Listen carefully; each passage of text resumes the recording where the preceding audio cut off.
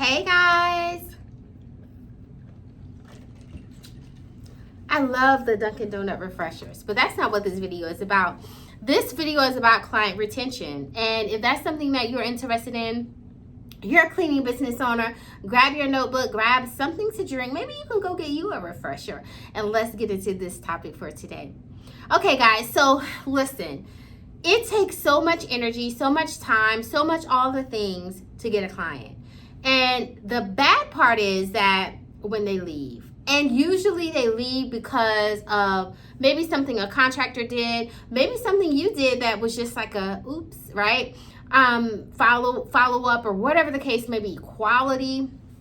But we spend so much time actually trying to get the client. So today I want to really do a deep dive into talk about ways that I am personally working on client retention in my business. And I hope that some of the things that I've been doing can help you in your business as well. So I made a list literally this morning because I was like, you know what? If I'm doing this video, I want to give you guys all the tea, no gatekeeping. So here we go.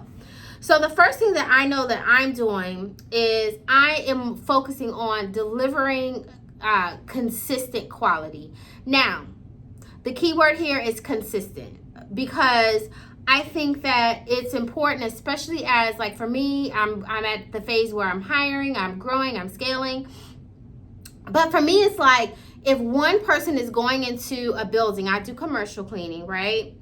And they are essentially cleaning the building, but then for whatever reason another person is going that next week. I need that person that's going that next week, I need them to essentially do the same kind of quality that the person that went last week is doing, right? And so whenever I have inconsistencies with how one worker is doing something versus another worker, that to me is an issue, because as soon as the person, the boss or whatever are like, you know what, we don't like how you're cleaning, we don't like this, we don't like that, they don't let you go, okay? Or they're going to find the next person that's calling their phone with a $5 cheaper rate, okay? So attention to detail is super, super, super important, just in your business in general, right? And the other thing that I'm using, which I started out using and I kind of stopped, is checklists. So anytime somebody is going into a commercial cleaning, especially if they're going in there for the first time, they will have a checklist. And in that checklist, it basically will just kind of explain to them exactly what they need to do, okay? So I think that's something that I'm going to, definitely be just focused on as well. The second part is just constantly staying top of mind, constantly communicating with clients. Sometimes when we get a client, we get them, we go, we have somebody clean or whatever, and that's it, right? But no, we have to make sure that we're staying top of mind for that client and that we are providing clear communication, whether that is call, whether that is email, whether that is phone. We have to make sure we're doing that. And keeping them in the loop with what's going on in your business, right? If you have changes, if you have different things going on in your business, let them know about that, The third thing that I'm really working on is finding ways to leave a personal touch. So like I'm ordering this week actually some cards that we will leave behind at each clean, and it basically says like our slogan, which is it's not clean unless it's Mac Made's clean, right? And then it also has like a QR code where they can go and leave us a Google review, right? So it's kind of like sharing like a thank you with our team photo, and just a quick update there. So I think that is going to do well, because after you clean sometimes, especially if you're in the residential space, sorry, something is in my eye, but especially if you're in the residential space, it's just good to do that. The fourth thing is find different ways to be able to customize your services. I mean, if you're in like Airbnb world, there's so much you can do with just customization, but commercial sometimes is kind of just based on the scope of work. But as much as you can, that's what I'm looking at. Like, what are some different ways that I can be able to customize services for my clients to just add more value, right? Is really the goal there. And then any special requests. They may have a request that may be outside of the scope of work, right? But maybe you can accommodate it. So looking at different ways to provide, I think, value there is going to be key as well. Now, this fifth thing is something that is so important, okay? So you want to put a star by this, and that is consistent scheduling. Oh my goodness. So reliable appointments. So sticking with the schedule that you've stated for the client. If you say you're going to clean on Thursdays, make sure that you don't keep calling them and asking them, can you switch today and all of this, right? Because ultimately you're inconveniencing them, right? And so you want to make sure that you're finding ways to absolutely stick with your schedule. That's so important, right? And if you have to change, try to let them know as soon as possible in advance, okay? The other thing that I'm thinking about, which I haven't implemented this, but definitely I'm looking into implementing it, is finding a way to really build in a loyalty program, even for my commercial clients. Because you got to think, a commercial business owner, they give loyalty points oftentimes. So of course they would love to receive that in some kind of way. So I'm really focused on just finding different ways to be able to leverage and to use that in my business as well. The seventh thing is your level of professionalism. Now, for me, I use contractors, okay? And so they don't really wear uniforms, which I thought about that.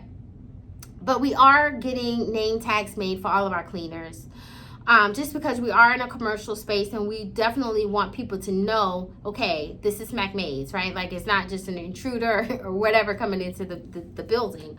But just all in all, how is your staff showing up, especially if you have employees? How are they showing up? And just being very cognizant of that and how your business is showing up online. Are you looking professional? Like what is that, right? So I think for me, that is so important just in my business, and something that I'm paying even more attention to now. Number 8 is so important, and that is if you or someone on your team went out and cleaned and there is an issue, do not let that issue linger. Okay, you want to address that issue as soon as possible, ASAP. Because the more you let it just linger there, the more you're not going to have resolution. And the customer is just going to get antsy and like, well, what's going on? They're not even responding to me or whatever. So listen, nothing or no one is perfect. It's going to happen. It's inevitable. But I think it's really about you building that relationship, you being responsive and not just saying, oh, that's Mr. So-and-so complaining again, right? Or being nitpicky. No, like they're paying you their money. So really focus on addressing their concerns. And the final thing that I'll say is so important. I honestly could write a book about this one. And that is transparent pricing. Now, listen. Some of us, okay, we price and then we give somebody a price over the phone knowing that we didn't see the property. And then we get there and be like, oh, no. It's going to be this amount. If that's you, go out and do a walkthrough, right? Go out and put your eyes on the property. There's nothing worse than anyone saying that something is $50, $100, $200, and they get there and now it's $400 or $500, right? Because somebody describing you something over the phone will never, ever match what it is in person. It just really won't. So even if you have to do a video walkthrough or whatever the case may be, do it before you get that quote, right? I have heard that many people have lost contracts that way, kind of stating one price, going there and saying, oh, no, it's bigger than what I thought, and they've lost the contract, right?